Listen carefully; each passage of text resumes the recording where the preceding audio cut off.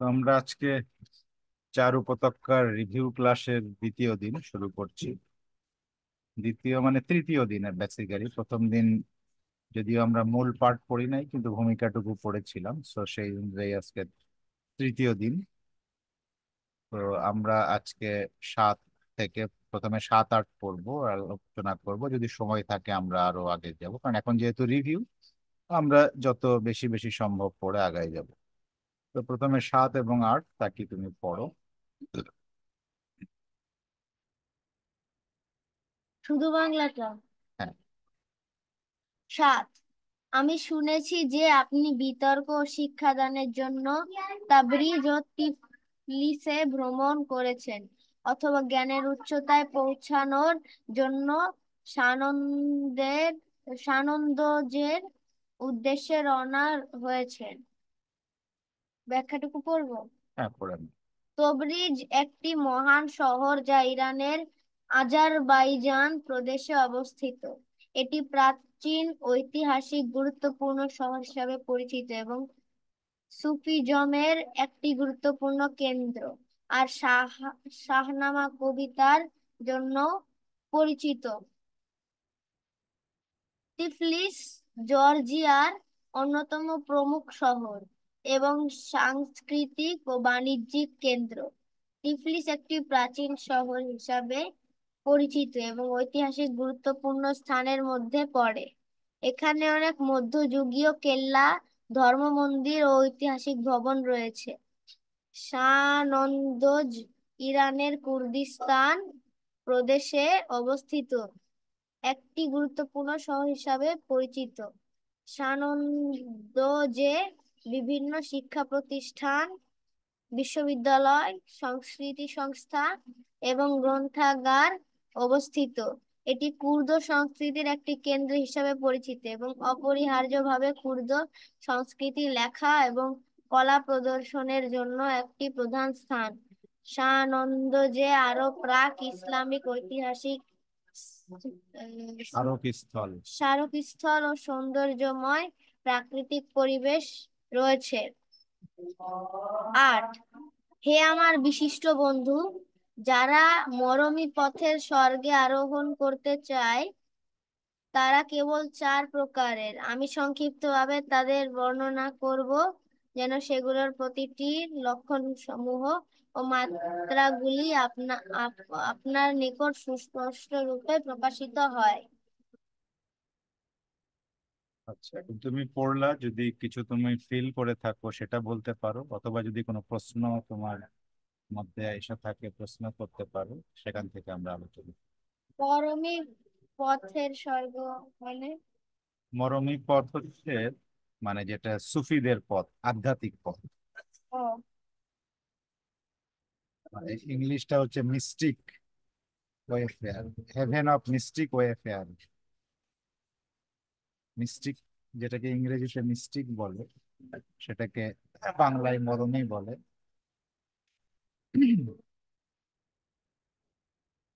ও, এই যে সেখানে বলতেছে আপনি বিতর্ক শিক্ষাদানের জন্য ও তিফসিলে ভ্রমণ করেছেন। এটা কে ভ্রমণ করেছে? এটা যাকে বাহাউল্লাহ এই চিঠির উত্তর দিচ্ছে, মনে আছে তার নাম? আমরা গতদিন আলাপ করেছিলাম। তালাবানি। কি তালাবানি? আব্দুর রহমান তালাবানি। হ্যাঁ, আব্দুর রহমানই তালাবানি। আব্দুর রহমান তালাবানির উদ্দেশ্যে এটা বলতেছে।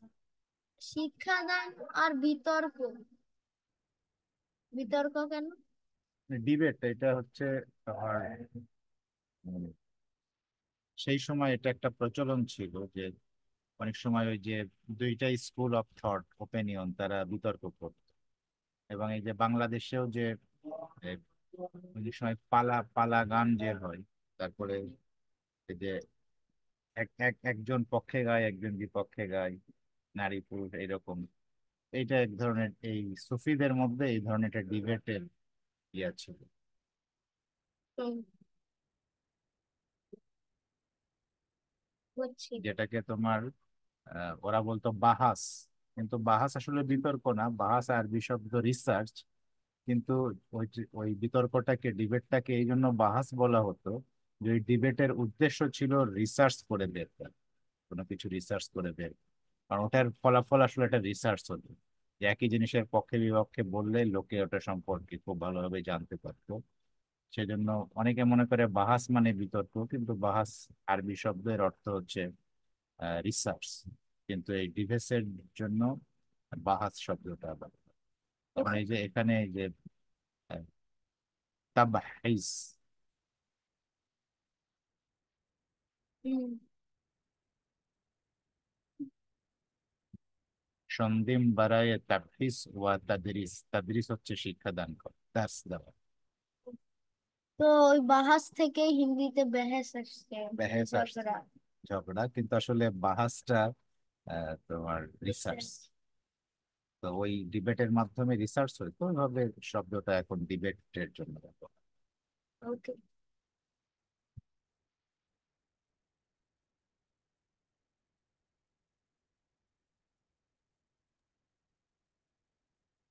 আচ্ছা, এই বাহাস থেকে যদি বিতর্ক আসে, তাহলে আপনি বলছেন রিসার্চ, তো এটা মানে সরাসরি বাংলা, তো এটা কেমন যেন খটকা লাগছে। আর হ্যাঁ, মানে বাহাস বলতে এখন ওই যে তা কি বললো হিন্দিতে, বাহেস মানে বিতর্কের জন্য বেহেস শব্দটাই ব্যবহৃত হয়, আরবি থেকে আসা। তো আরবিতে ডিবেটের জন্য আরো আদার্স শব্দ আছে, এই মুহূর্তে আমার মনে পড়ছে না। তো ব্যাসটা হচ্ছে বেসিক্যালি এটা রিসার্চ এর জন্যই, মডার্ন আরবিকে এটা রিসার্চ এর জন্য ব্যবহার করা হয়। তবে ওই আরব কালচারে রিসার্চ এর সিস্টেমটাই ছিল যে যে বিষয় নিয়ে রিসার্চ করা হতো সেই বিষয়ে এক একজন এক একটা বলতো। অনেকটা ওই যে আমাদের যে আব্দুল বাহা বলছেন না যে clashes of difference opinion is the sparking of truth, যে ভিন্ন মতের সংঘর্ষের থেকে যে স্ফুল্লিঙ্গ তৈরি হয় সেটা সত্যের স্ফুল্লিঙ্গ। তো ওই রকম একটা জায়গা থেকেই তারা যখন ট্রুথ খুঁজতো, সত্য খুঁজতো, তারা রিসার্চ করত, তখন তারা একই বিষয়ে দেখা গেল যে এক পক্ষ আহ পক্ষে বলতো, এক পক্ষে বিপরীত বিপক্ষে বলতো, মানে তারা ওই বাহেসের মাধ্যমে আহ জিনিসটাকে, সত্যটাকে অনুসন্ধান করতো। তো সেই জন্য যেহেতু ওটার স্টাইলটা ছিল ডিবেটের মতো, সেই জন্য পরে বেহাস শব্দটা ডিবেটের জন্য ব্যবহৃত হয়। যদি ইংলিশে রিসার্চ বলা হয়, তাহলে ওটার অনুবাদ তো অনুসন্ধান হয়ে যাচ্ছে। না, কারণ ইংলিশ এক একটা ওয়ার্ড যদি বসে, ইংলিশ তাহলে ওই আপনার সেন্টেন্সটা পরিবর্তন হয়ে যায়। তো যেমনটি আপনি বললেন যে রিসার্চ রিসার্চ যদি হয়, তাহলে বাংলা যদি করা হয় তাহলে অনুসন্ধান হয়ে যাচ্ছে। তো এখানে আপনি দেখাচ্ছেন ডিবেট। হুম। আহ তো ডিবেট তো বিতর্ক ঠিক আছে, কিন্তু ধর্মীয় বা কোনো শিক্ষা প্রতিষ্ঠানে যদি মানে উচ্চ শিক্ষার জন্য যদি যাওয়া হয়, তাহলে বিতর্ক যদি থেকে যায়, তাহলে অগ্রসর হবে কিভাবে? মানে এটা আমি না, আহ, ইভেন আরবিতেও এখন মানে ওই বাহাস শব্দটা এবং এটা ধরেন ওই ইয়াদের সময় বড় বড় আহ, মুসলিম স্কলার শুরুর দিকে, যেমন ইমাম আবু হানিফা, উনি অনেকের সাথে বাহাস করতেন। অনেক সময় দেখা গেল যে যারা নাস্তিক আর ঈশ্বর মানে না, তারা আসতো আর ওনার সাথে বাহেস করতো। হ্যাঁ, তো যেহেতু ওই ডিবেটটাকে বাহাস বলা হতো, তো পরের ডিবেট গুলো মানে ডিবেটের জন্য এখন বাহাস শব্দটাই ব্যবহৃত হয়। এবং আরবিতে এরকম অনেক শব্দ আছে যে একই শব্দের মানে ডিফারেন্ট ডিফারেন্ট মিনিং হয়। যেমন ওই যে আমরা যেটা বলি খাতামুন নাবিন, খাতাম শব্দটা, খাতাম মানে হচ্ছে রিং, মানে আংটি। খাতাম মানে সিলমোহর। খাতাম মানে হচ্ছে র্যাপ আপ, মানে কোনো কিছু গুটিয়ে ফেলা। আবার খাতাম মানে হচ্ছে কোনো কিছু কমপ্লিট করা। এরকম নানান সেন্সে ব্যবহার হয়। তো আরবি ওয়ার্ডটা এরকম যে আরবি যে কোনো ওয়ার্ড একাধিক মিনিং দেয়। তো এই ব্যাসটা রিসার্চও আছে এর মধ্যে, আবার যেহেতু এটা রিসার্চের স্টাইল থেকে মানে ডিবেটিং স্টাইল থেকে তারা রিসার্চ করতো, সেজন্য এটা ডিবেটের জন্য ব্যবহার। এবং সম্ভবত বাহাউল্লাহ যখন এটা লিখেছেন, তো ওনার এই যে আব্দুর রহমান তালাবানি, উনি তাবরিজ এবং তিফলিসে যখন ভ্রমণ করেছিলেন, তখন এই যে দেখেন বিতর্ক ও শিক্ষাদান, আসলে পারপাসটা ছিল তাদেরকে টিচ করা, কিন্তু এই টিচের যেই মানে স্টাইলটা ছিল সেটা হচ্ছে ওই যে মানে বিতর্ক, বাহাস, সেটা যেটা ডিবেটের মতো। যাদেরকে শিক্ষা দিতে চাচ্ছিল, মানে এক শিক্ষা তো ওইরকম ধরেন স্কুলে বা কলেজে বা ইউনিভার্সিটিতে ছাত্রছাত্রীরা আসে, টিচারকে খুব সম্মান করে, আর টিচার যা বলে লেকচার তাই শোনে, আবার প্রশ্ন থাকলে প্রশ্ন করে, কিন্তু ডিবেটে যায় না। কিন্তু তখন এই যে উনি যে শিক্ষা দিচ্ছিল, যাদেরকে শিক্ষা দিচ্ছিল, তারা কিন্তু ডিবেটে আসছিল, যে না এটা আপনি এটা বলছেন এরকম এরকম না, এটা আমি মনে করি এরকম এরকম হবে। যেহেতু ওই স্টাইলে শিক্ষাদানটা হচ্ছিল, সেই জন্য ওই বাহাস ও তাদরুস বাহাউল্লাহ বলেছেন, আর সেই জন্য এভাবে। তাহলে যখন ধর্মীয় ব্যাপার নিয়ে যখন কথা বলা হয় আর যখন বিতর্ক সৃষ্টি হয়ে যায়, তখন তো বলা হয়েছে ওইখানে স্টপ করে দিতে। হ্যাঁ, এবং আহ, এবং এখানে বাহাউল্লাহ যে ওনাকে বলছে, যদিও দেখেন আগে আমরা যে শুরু করলাম, শুরুতেই বাহাউল্লাহ কিন্তু আব্দুর রহমান তালাবানিকে একটা টাইটেল দিল, মনে আছে কি টাইটেল? তা কি মনে আছে? হুসমুদ্দিন, ও, হসিমুদ্দিন। মানে ধর্মের তরোয়ার। এবং বলল যে কোনো মানে রাজকুমার এরকম জন্ম হয়নি যে আপনার সমতুল্য হতে হতে পারে, তার অনেক প্রশংসা করল। কিন্তু এখানে যেভাবে উনি বলছেন,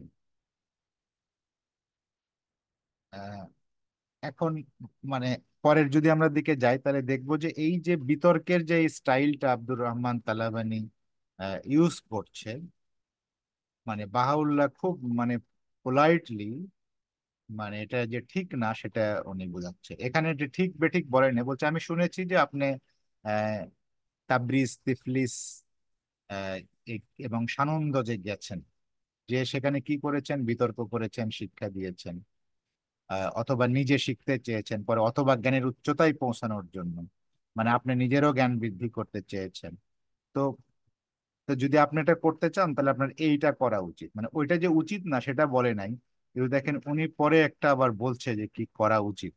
তো তার মানে এটা তো ওনাকে বলেছে, আর আমরা যখন পড়ছি আমাদের জন্য কিন্তু এটাই শিক্ষা, যে আমরা আমরা যদি কাউকে শিক্ষা দান করতে যাব, তাহলে ওই ব্যাহেস স্টাইলটা আমরা অবশ্যই গ্রহণ করব না।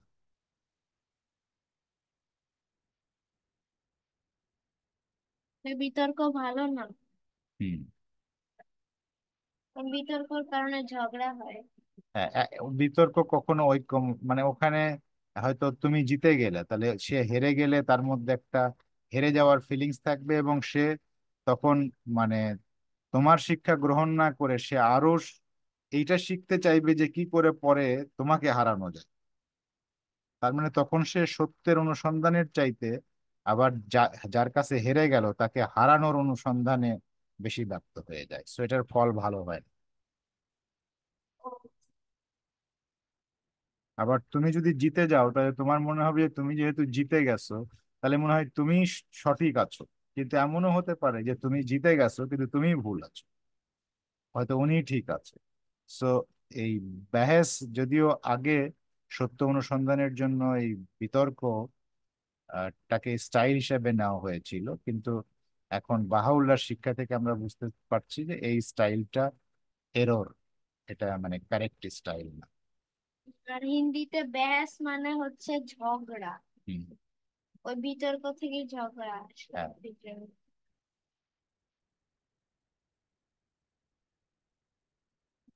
এই বেহেস শব্দটা, এটা উর্দুতে অনেক ব্যবহার হয়, মানে তর্ক করা। বেহেস মত করো। হ্যাঁ, হ্যাঁ, হ্যাঁ, হ্যাঁ, রাইট। ব্যাস মাত করো মানে তর্ক করো না, রাইট। তর্ক করো।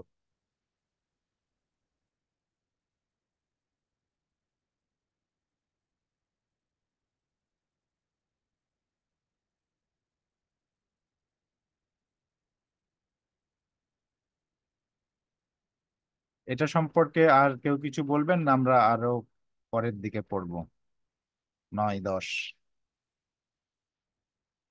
8 নম্বরটা ঠিক বুঝতে পারছি না। আচ্ছা, 8 নম্বরে, আ- হ্যাঁ, জি, আসলে এটা এইভাবে যদি দেখতে পাওয়া যায় যে শব্দটা খুব ছোট, বেহেস যে আছে, জি, কিন্তু এটা বিরাট বড় ঝগড়ার কারণ হয়ে যায়। বেহেস এরকম জিনিস আছে হ্যাঁ, যে এই ঝগড়া, ছোট থেকেই অনেক বড় বিশ্বযুদ্ধ হয়ে যেতে পারে এই বেহেস নিয়ে। হ্যাঁ, হ্যাঁ, মার্ডার হয়ে যেতে পারে মানুষ বেহেস নিয়ে। সেই জন্য এটা থেকে আমাদেরকে খুব পবিত্র থাকা দরকার। যেখানে দেখবো আমরা যে বেহেসের অবস্থা এসে যাচ্ছে, সেখানে নিজে স্যারেন্ডার হয়ে ওকে বাবা, হ্যাঁ, হ্যাঁ, কিন্তু বেহেসের ভিতরে কোনো সময় ইন হবে না। এবং বাহাউল্লাহ নিষেধও করেছে, জি, এবং বাহাই পেতে এটা এলাও নেই। ওই এই জলসা করে যারা করতো, ডিবেট করতো, ও যাকে কি বলা হয় মনে পড়তেছেন এখন, যে শায়রা না, এরকম কিছু শব্দ আছে যে মৌলানা এদিকের মৌলানা দাঁড়াবে, ওইদিকের মৌলানা দাঁড়াবে, দুজন এরকম বহস করবে, মানে প্রমাণ করবে। এসব খুব ডেঞ্জারাস জিনিস আছে। এবং এই বহস যে আছে, পরিবারের মধ্যে যদি আমরা বহস করি, এ, ছেলে মেয়ের সাথে, স্বামী স্ত্রীর সাথে, এই বহস যে আছে খুবই ডেঞ্জারাস আছে। অনেক সমস্যার মুখোমুখি হতে হয়। হুম, বহস এরকম জিনিস আছে। সেই জন্য মানে এটা থেকে বিরত থাকা, যতটুকু আছে এটা থেকে পবিত্র থাকা, আহ মানে শান্তির মধ্যে থাকা হবে এটা। হুম। ঠিক আছে, ওকে। জি, এবং এই ফোর ভ্যালিস যখন বাহাউল্লাহ লিখেছে, তখনও উনি কিন্তু ডিক্লেয়ার করেন নাই। রিজওয়ান উদ্যানে যে ডিক্লেয়ার করলেন তার আগে, তো উনি রিজওয়ান উদ্যানে ডিক্লেয়ার করার পরপরই কয়েকটা জিনিস বলেছিলেন। তার মধ্যে একটা ছিল যে এখন থেকে জিহাদ মানে নিষিদ্ধ। তো দেখেন, জিহাদ কি? এই ধর্মযুদ্ধ, তো আহ, উনি এই ঘোষণা দেওয়ার আগ পর্যন্ত কিন্তু মানে ধর্মযুদ্ধ ঠিক ছিল। এমনকি আমরা জানি যে বাবিরা ধর্মযুদ্ধ করেছে, সে তাবারসির দুর্গে থেকে বিশাল যুদ্ধ করেছে, মোল্লা হোসেন যুদ্ধ করেছে। সো কিন্তু উনি যুদ্ধ নিষিদ্ধ করে দিল। তো এই সময় যদিও উনি ডিক্লেয়ার করেন নাই, কিন্তু দেখেন এখানে উনি কিন্তু ওনার প্রিন্সিপাল গুলো উনি আগে থেকেই লিখছেন। যেমন এই ঘোষণার আগে কিন্তু উনি ওই নিহিত বাক্যাবলীও লিখেছিলেন। তো নিহিত বাক্যাবলীকে তো সকল ধর্মের সার গ্রন্থ বলা হয়েছে, এবং ওটার শুরুতে যেটা আছে যে এটা জাবারুত থেকে এসেছে উনি বলছে যে, এবং সকল আহ, নবী রাসূলদের যে গ্রন্থ তার সার অংশ আছে। তো তার মানে এই যে উনি নিজেকে ঘোষণার আগেই যে সকল ধর্মের সার লিখে ফেললেন, জাবারুত থেকে পেলেন, তার মানে ওই ঘোষণার দিনেই কিন্তু উনি আহ, মানে অবতার হয়েছেন এমনটি না, যেটা ধরেন আগেকার থিঙ্কিং প্যাটার্নে মানুষ মনে করে। উনি একদম মানে ফ্রম দ্য বিগিনিং, মানে উনি জন্মই হয়েছে আসলে আহ, রাসূল হিসেবে। তো এখানে আমরা দেখি যে উনি কিন্তু খুব পোলাইটলি, আবার দেখেন উনি এটা এটা আমার কাছে খুব সুন্দর লাগছে যে উনি যে বেহেসকে অনুৎসাহিত করতেছেন, সেটার জন্য উনি এমন ভাবে করছেন সেটা যেন আবার কোনো নতুন বেহেসের মানে সৃষ্টি না করে। ও, ওয়াও। দেখেন উনি এমন ভাষায় বলছে যে সেটা আবার আরেকটা বেহেসের তৈরি করছেন। জাস্ট উনি বলছে যে আমি শুনেছি যে আপনি এই করেছেন। তো তারপরে বলছে, হে আমার বিশিষ্ট বন্ধু, যারা মরমী পথের স্বর্গে আরোহণ করতে চায় তারা কেবল 4 প্রকারের। তার আমি সংক্ষিপ্তভাবে তাদের বর্ণনা করব, যেন সেগুলোর প্রতিটি লক্ষণ সমূহ ও মাত্রাগুলি আপনার নিকট সুস্পষ্ট রূপে প্রকাশিত হয়। তার মানে 7 নম্বরে বুঝাচ্ছে যে আপনি এই মরমী পথের জন্য এই করেছেন, আমি শুনেছি। আপনি তাবরিজ গেছেন, তিফলিস গেছেন, সানন্দে গেছেন, সেখানে বিতর্ক করেছেন। তো ওইটা রাইট পথ না। রাইট পথ হচ্ছে এই যে এখন আমি যেটা বর্ণনা করতেছি। কিন্তু দেখেন, মানে তার বর্ণনার ভাষা এমন যে সে বাহেসকে ডিসকারেজ করছে এমন ভাবে, সেটা আর কোনো বাহেসের তৈরি করছে না। কিন্তু আবার ক্লিয়ারলি বোঝাও যাচ্ছে যে উনি ওইটাকে ডিসকারেজ করছে, আর যেটা রাইট বা ওটাকে রং হিসেবে ঘোষণা করছে, যেটা রাইট সেটা বলছে। কিন্তু এমন ভাবে ঘোষণা করছে যেটা জ্ঞানীরা খুব সুন্দরভাবে বুঝে নেবে, কিন্তু যাকে বলছে তারও মন খারাপ করার মতো করে বলছে। সো একটা সুন্দর স্টাইল। মানে আমরাও যখন মানে কাউকে আমাদের, আমরা তো আর বাহুলার মতো একেবারে সঠিক, উনি তো যেটা বলছেন সেটা একদম 100% ট্রু, বাট আমরা যেটা বিলিভ করি, আমরা যেটা বুঝি, সেটা তো ওনার মতো 100% ট্রুথ না। তবুও আমরা যা বিলিভ করি তা অন্যকে বলতে পারি। কিন্তু বলার সময় এই স্টাইলটা যেন সেই আমার বলাটা ব্যাহেসে রূপান্তরিত না হয়, যাকে বলছি তাকে আঘাত না করে, তার সাথে ডিবেটের সৃষ্টি না করে। হ্যাঁ, এই জিনিসগুলো মানে আমাদের খেয়াল রাখতে হবে। যেমন ইয়াসিন ভাই, যে আপনি বলছিলেন ওই যে আপনার বাসায় শুভ টুভ ওদের সাথে কথা বলা, আমরা ওদের সাথে যত কথা বলি দেখেন এই প্রিন্সিপালটা আমাদের মেনে চলতে হবে। বাহাউল্লাহ যেই স্টাইলে করেছেন আমরা তাদেরকে বলবো, আহ, হয়তো তারা অনেক জিনিস বুঝতে পারছে না, কিন্তু এমন ভাবে আমাদের বলা উচিত যেন ওরা কখনোই মনে না করে যে আমরা ওদেরকে হার্ট করছি। এটা একটা প্রিন্সিপাল আমরা এই 4 ভ্যালিজের 7 এবং 8 থেকে পেলাম। এবং যারা এটা প্র্যাকটিস করবে জি, তারাই লাভবান হবে, জি, এক্স্যাক্ট, তারাই পিসকে নিজের কাছে পাবে। ইয়েস, আর যারা এক্স্যাক্ট, এটা বিরত মানে করবে না, ফলো করবে না এই আদেশটা, জি, তাদের মধ্যে জীবনের মধ্যে অশান্তি বিরাজ করবে। জি, আর ওটাই হলো নরক, আর শান্তি হলো স্বর্গ স্বর্গ। একদম ঠিক বলেছেন। Thank you.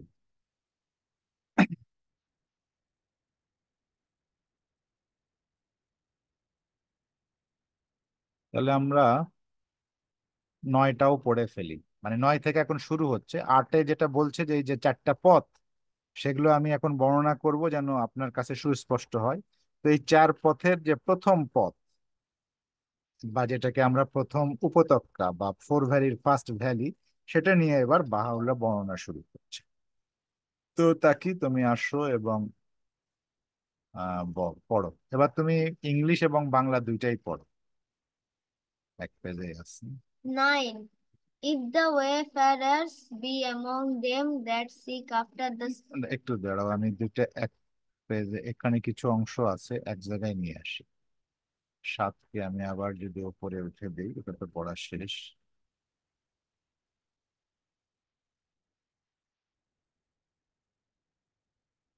হ্যাঁ, এবার পুরোটা আসছে, পড়ো। 9. If the wayfarers be among them that seek after the sanctuary of the desired one, this plain pertaineth to the self, but the self which is intended is the self of God that pervadeth all his laws. In the station and in the station the self is not rejected but beloved. It is regarded with favor and is not to be shunned.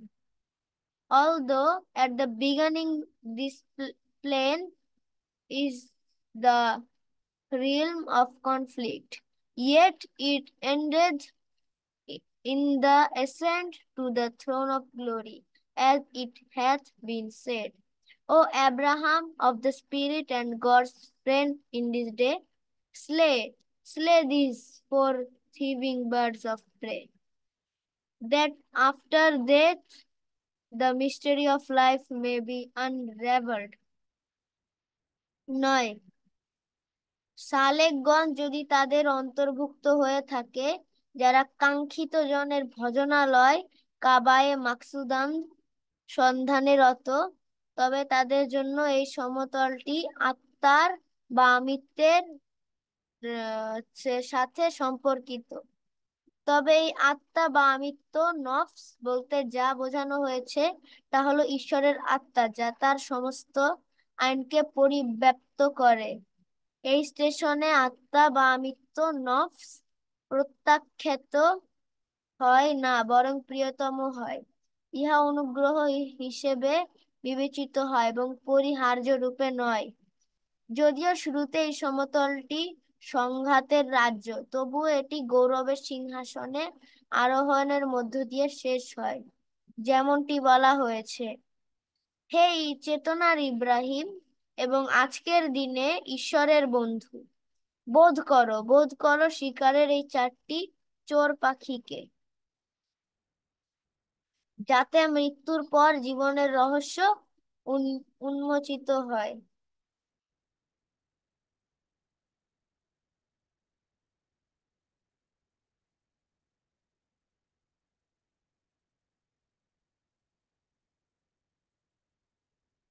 তুমি কিছু বলতে চাও, কোনো তোমার sharing বা কোনো প্রশ্ন?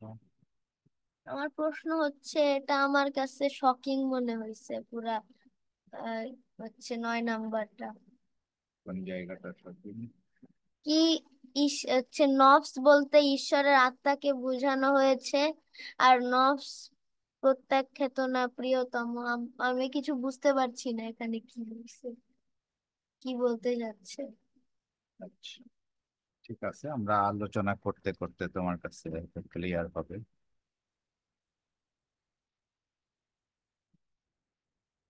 ইয়াসিন ভাই, এটার ব্যাপারে আপনি কিছু বলবেন? আপনি কিছু বলেন আগে। আচ্ছা, তো প্রথম যে উপত্যকা, সেটা সম্পর্কে বাহাউল্লাহ বর্ণনা শুরু করেছেন। তা কি শোনো কেয়ারফুলি। তো বলছে যে সালেকগণ যদি তাদের অন্তর্ভুক্ত হয়ে থাকে, যারা কাঙ্ক্ষিত জনের ভজনালয়, যেটাকে ফার্সিতে আরবি এটা শব্দ কাবায়ে মাকসুদান, সন্ধানে রত, তবে তাদের জন্য এই সমতলটি আত্মার বা আমিত্বের বা নফসের সাথে সম্পর্ক। তবে এই আত্মা, আমিত্ব বা নফস বলতে যা বোঝানো হয়েছে তা হলো ঈশ্বরের আত্মা, যা তার সমস্ত আইনকে পরিব্যাপ্ত করে। এই স্টেশনে আত্মা, আমিত্ব বা নফস প্রত্যাখ্যাত হয় না, বরং প্রিয়তম হয়। ইহা অনুগ্রহ হিসেবে বিবেচিত হয় এবং অপরিহার্য রূপে নয়। যদিও শুরুতে এই সমতলটি সংঘাতের রাজ্য, তবুও এটি গৌরবের সিংহাসনে আরোহণের মধ্য দিয়ে শেষ হয়। তো এখানে যে নফস, সেলফ যেটা বলেছে, সেলফ অফ গড, বা শুরুতে বলেছে self, this plane pertains to the self, but the self which is intended is the self of God that pervadeth all his laws. তো এই এই অংশটায় যেটা 8 নাম্বার দেওয়া আছে, এটা আবার হচ্ছে হজরত আলী রাদিয়াল্লাহু আনহুর একটা প্রার্থনার থেকে এই অংশটুকু কোট করেছে বাহাও। তো এখানে যদি আমরা ফার্সিটা দেখি,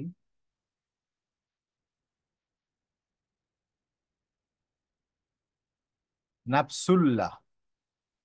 তো আমরা নফস যে শব্দটা আছে, সেলফ অফ গড যেটা, সেটা নাফসুল্লাহ এখানে বাউলা লিখেছে। তো 7 ভ্যালির সময় আমরা নফসের উপরে একটা স্পেশাল ক্লাস করেছিলাম, মনে আছে আপনাদের? মানে ওটা যদি আমরা একটু মানে মনে করি, তাহলে এই জিনিসটা বুঝতে আমাদের আরো একটু ভালো হবে। তা কি তুমি ওই নফসের ক্লাস করেছিলে? না। ইয়াসিন ভাই মনে আছে? ইয়াসিন ভাই তো ছিলেন আমি জানি, নাসির ভাই ছিলেন কিনা আমার মনে নেই ওই নফসের ক্লাসটাতে। না, আমিও ছিলাম না। আচ্ছা, ইয়াসিন ভাই কি মনে আছে নফসের ক্লাস সম্পর্কে? না ভাই, আমার আমার মনে নাই। আচ্ছা, তো তাহলে আমরা 9 নাম্বারটাকে এখানে রেখে, ওটা এখানেই আছে, আমি আবার ওটা একটু বের করি, তো আমরা ওটা পড়ি, তাহলে আমাদের আর আর একটু বুঝতে ভালো। যে নফস চার প্রকার, এটা তাকে পড়ো। নফস চার দশা। এক, নফসে আম্মারা, স্যাটানিক সেল। নফসে লাওয়ামা, রেশনাল সেল। নফসে মুলহিমা, conscious conscious conscious sense. Conscious soul. নফসে মুত্তামাইন্না, delighted soul. Conscience, conscious, COE, conscious, এই যে আসছে। কনসাস। এখন এগুলোর বর্ণনা আছে, বর্ণনাটাও পড়ি। এক, নফসে আম্মারা, স্যাটানিক সেল। এই নফস মানুষকে খারাপ কাজের দিকে প্ররোচিত করে। হচ্ছে, আমি নিজের নফসকে দোষমুক্ত করছি না, নিশ্চয় নফস তো খারাপ কাজ করতে প্ররোচিত করে, তবে যদি কারো প্রতি আমার রবের অনুগ্রহ হয় সে ছাড়া। অবশ্যই অবশ্যই হবে মনে হয় এটা, না? অবশ্যই। অবশ্যই আমার রব বড়ই ক্ষমাশীল ও মেহেরবান। সূরা আল ইউসুফ, আয়াত নম্বর 53। এই নফসে আম্মারা সম্পর্কে কোরআনে আছে, কোরআনের সূরা ইউসুফের 53 নাম্বার আয়াতে আছে। তো সেখান থেকে আমরা নফসে আম্মারা সম্পর্কে জানি। এবং নফসে আম্মারা নিয়ে, এগুলো নিয়ে অনেক সুফি ধারায় অনেক লেখনীয় আছে, আমি এখানে সংক্ষিপ্তর জন্য আনছিলাম। তো তার মানে এটা একটা এক ধরনের নফস, সেটাকে নফসে আম্মারা বলে, এটা স্বয়ং কোরআনের সূরা ইউসুফে আছে। এবং নফসে আম্মারা হচ্ছে এই নফসটা মানুষকে খারাপ কাজের দিকে প্ররোচিত করে, যেটাকে স্যাটানিক সেল বা ওই যে অসওয়াসার কথা আছে সূরা নাসের মধ্যে, যে সেই অসওয়াসা দেয় মিনাল জিন্নাতি ওয়ান নাস, মানে জিন এবং নাসরা যে ওয়াসওয়াসা দেয়, সেই ওয়াসওয়াসাটাই হচ্ছে আসলে আহ, এই নফসে আম্মারা। এবার নফসে লাওয়ামাটা। নফসে লাওয়ামা, আন-নাফসুল লাওয়ামা, রেশনাল সেল। এই নফস গুনাহ থেকে পরিপূর্ণ মুক্ত না হলেও বান্দা গুনাহ করে ফেললে লজ্জিত হয়, আবার গুনাহে লিপ্ত হয়, আবার লজ্জিত হয়। মোট কথা, সে গুনাহ ছাড়তে ও চায়, আবার জানায় বা অজানায় গুনাহে লিপ্ত হয়ে পেরেশানিতে থাকে। আরো শপথ করি নফসে লাওয়ামাহর, সেই মনের যে নিজেকে ধিক্কার দেয়। সূরা আল কিয়ামাহ, আয়াত নম্বর 2। এই লাওয়ামা শব্দের অর্থটা হচ্ছে মানে নিজেই নিজেকে ধিক্কার দেওয়া। তো ওইটার থেকেই আহ, নিয়ে নিয়ে আসছে যে এই নফসে লাওয়ামাটা হচ্ছে যে মানে যেটা নফসে আম্মারা, সে কন্টিনিউয়াস পাপ করতে থাকে কিন্তু তার মধ্যে কোনো অনুশোচনা হয় না। কিন্তু নফসে লাওয়ামা, এটা নফসের এই একটা স্টেজ, এটা কিন্তু আমাদের সবার মধ্যেই আছে, এবং আমরা এক একজন এর এক এক দশায় থাকি। এবং শুরুতে কোনো মানুষই আম্মারা অবস্থায় যায় না, আম্মারা হচ্ছে একেবারে নিচের স্তর। ওই স্তরে মানুষ মানে পাপ করতে করতে ওই লেভেলে চলে যায়। তো এটা এই এই লেভেলটা হচ্ছে এমন নফসে লাওয়ামার লেভেল যে সে লোভের বশে করে ফেলে গুনাহ, কিন্তু আবার বুঝতে পারে যে আমি এটা ভুল করলাম, তখন নিজেই আবার নিজেকে ধিক্কার দেয়। এই স্টেজটা হচ্ছে নফসে লাওয়ামা। এবার থার্ড যে স্টেজ, থার্ড ধরনের, এটা পড়ো নফসে মূল। নফসে মুলহিমা, কনসিয়াস সোল। নফসে আম্মারা নিয়ে কিছু বলতে যাচ্ছি আমি। হ্যাঁ বলেন বলেন, বললে ভালো হবে। তবে এইভাবে আমি ভাবতেছি, নফসে আম্মারা যখন কথা হচ্ছে জি। যে আদম আলী ইসলাম মা হাওয়ার কথা শুনে নিষিদ্ধ ফল খেয়ে নিল, তো মা হাওয়া ওই নফসে আম্মারা আছে। নফসে আম্মারা মানে এমন উম, মানুষের মধ্যে যে চাহিদার একটা ম্যাগনেট আছে, জাগতিক চাহিদা আছে নফসে আম্মারা। জাগতিক মানে জগৎকে সে এ, ভালোবাসে, জগতের প্রতি প্রেম থাকে। এটা হলো ওই নফসে আম্মারা, আর ওই মা হাওয়া যার আহ, যার কবলে পড়ে আহ, স্বর্গ বিতাড়িত হলো। তো নফসে আম্মারা আমাদের প্রত্যেকের মধ্যে এই নফসে আম্মারা আছে, অর্থাৎ প্রত্যেকের মধ্যে এই পশুত্ব আছে। এই পশুত্বকে দমন করার জন্য আমাদেরকে আমাদের মানব আত্মাকে জাগৃত, জীবিত, সতেজ রাখার জন্য অবতারের আগমন আছে, যে আমরা যেরকম আমাদের পশুত্বকে আমরা কন্ট্রোল করে রাখতে পারি। তো যদি আমরা যখনই আমরা ঈশ্বরের স্বর্ণপূর্ণ হই, আল্লাহর স্বর্ণপূর্ণ হই, তখনই আমরা আমাদের ওই নফসে আম্মারাকে, আমাদের ওই পশুত্বকে কন্ট্রোল করতে পারি। আর তখনই আমাদের মধ্যে আহ, আহ, জগৎ থেকে আমাদের স্থান, রিয়েলম আরো আজ আমাদের উপরে চলে যায়। আমরা আরো উপরে উপরে অবস্থান করতে পারি। আর এটাই সৃষ্টিকর্তার উদ্দেশ্য আছে। সবকিছু সৃষ্টি করেছে, সবকিছু সৃষ্টি করার মধ্যে আহ রসুল পয়গম্বর যা পাঠিয়েছে, তাদের আসল উদ্দেশ্য হলো আমাদের মানুষকে আশরাফুল মাখলুকাত বানাবার প্রচেষ্টা। এটা একটা ডিগ্রি আছে, যেটা যুগে যুগে এই ডিগ্রি আমাদেরকে অর্জন করতে হয়।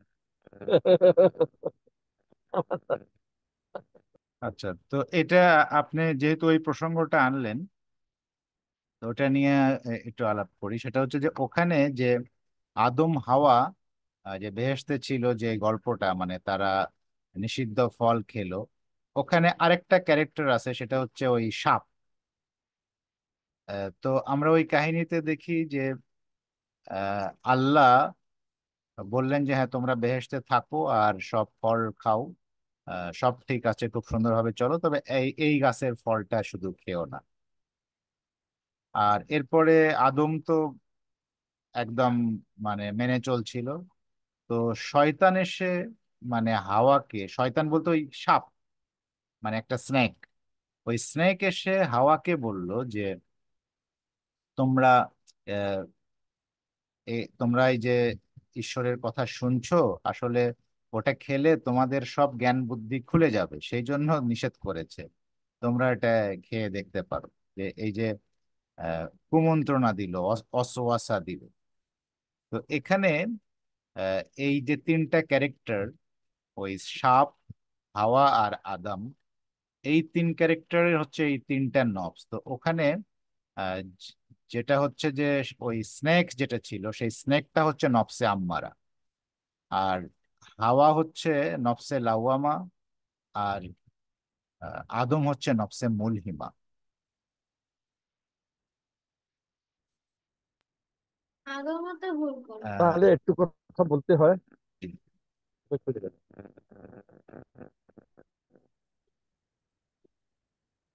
হ্যালো, জি, বলেন আমার বলেন। কথা শোনা যাচ্ছে? জি হ্যাঁ, হ্যাঁ। শোনা যাচ্ছে। এই যে আদমকে যে নিষিদ্ধ ফল খেতে মানা করা হয়েছিল, জি। ঠিক আমি এইভাবে বিশ্বাস করি, এটা আমার মতামত। কিন্তু আমার মতামত মানে একদম ফেলে দিবার মতো নয়। এটা চিন্তা ভাবনা করে দেখতে পারা যায় যে এটা আল্লাহর গোল্ডেন রুল আছে। প্রত্যেক রসুল পয়গম্বর এসে আদেশ করেছেন কিছু ফল খাবার জন্য, কিছু ফল নিষিদ্ধ করেছেন। এবং এই, আহ, আজকে যে মুসলমান আলাইসালাম, ঠিক ওই আদম আলী সালামের মতো মা হাওয়া যেরকম নিষিদ্ধ ফল খেতে নিষেধ করেছিল, এখন মুসলমান আলী ইসলাম সেই নিষিদ্ধ ফল খাচ্ছে। সেই জন্য তারা আজকে স্বর্গ থেকে বিতাড়িত হয়ে গেছে এবং পৃথিবীর লোভ লালসার মধ্যে পড়ে গেছে। সবাই দেখো যে পৃথিবীর লোভ লালসার মধ্যে, মানে ঈশ্বরের ওই মুখে আছে ঈশ্বর, আহ, ঈশ্বর ঈশ্বর আল্লাহ আল্লাহ, কিন্তু আসলে আল্লাহর কাজের মধ্যে নাই। তো আহ, এই যে নিষিদ্ধ ফল খাবার আর যে নিয়মটা আছে, এটা গোল্ডেন রোড। প্রত্যেক রসুল পয়গম্বর অবতার যারা আসছেন, সবাই এই আইন নিয়ে আসছেন। আমরাও, বাহাউল্লাহ আমাদেরকে কিছু ফল খেতে বলেছেন, কিছু ফল নিষিদ্ধ করেছেন। ওই নিষিদ্ধ ফল যদি আমরা খাই, আমরাও স্বর্গ থেকে বিতাড়িত হয়ে যাব। জি, খুব সুন্দর আলোচনা। তো আমাদের 9টাও বেজে গেল। তো আমরা আর কি ফার্দার আলোচনায় যাব। আমরা নেক্সট দিনে একটা কাজ করতে পারি, আবার এই নফসের এই ক্লাস থেকে আমরা স্টার্ট করতে পারি, কারণ এটা এটা বুঝলে ওই 9 নাম্বার প্যারাটা বোঝা আহ, মানে সুন্দর হবে। এটার সাথে এটার খুব একটা সুন্দর রিলেশন আছে। তো আপনারা থ্যাঙ্কস, আমি যোগ দিতে পারলাম। ওই খুব ভালো, আমিও যোগ দিতে পারলাম, আমিও প্রিয় বাবা। নাসির ভাই কি মনে ওকে, করেন ভাই, যে আমরা ওকে, তাহলে আল্লাহ হাফেজ। হ্যাঁ, হ্যাঁ, হ্যাঁ, ঠিক আছে। মানে আহ, আগামী ইয়েতে আবার দেখা হোক, এটা নিয়ে আলোচনা হোক। একটু আলোচনার প্রয়োজন আছে। জি, আগামী দিনে আমরা তাহলে এই নবস থেকে আবার স্টার্ট করব। নবস তা ঠিক মতো একটু বুঝে আলাপ করে তারপরে আমরা আবার 9 নাম্বারে চলব। হ্যাঁ, ভালো হবে। জি, ওকে, তাহলে ভালো থাকবেন। দেখা আচ্ছা, হবে আগামী রবিবার। ওকে। আল্লাহ হাফেজ। আল্লাহ হাফেজ।